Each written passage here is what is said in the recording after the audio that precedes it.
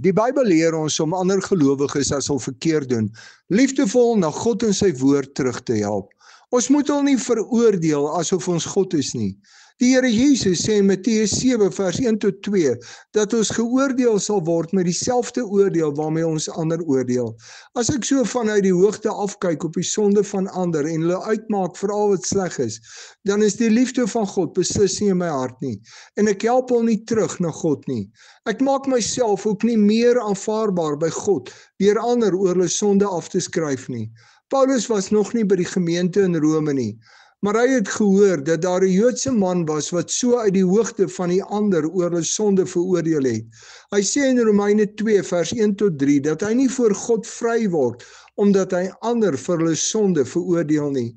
Hierdie man veroordeel homself, want ook hy is skuldig aan van dieselfde sondes en ook hy sal onder die oordeel van God kom. Soos ons dikwels sê, as jy vinger wys na ander, wys daar klomp vingers terug na jouself. Gelowiges is hier om mekaar op te bou en te ondersteun, nie om mekaar te veroordeel en af te breek nie. As ek dus sien dat iemand iets doen wat verkeerd is die vraag hoe ek die persoon as gelowige kan opbou, bemoedig en ondersteun. Ek moet op geen manier die mens afbreek en van Christus wegjaag nie. Anders as ons tree God altyd reg en regverdig op.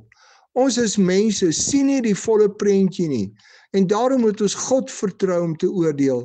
Ons taak is om mense na Christus te lei, ook hulle wat in sonde geval het.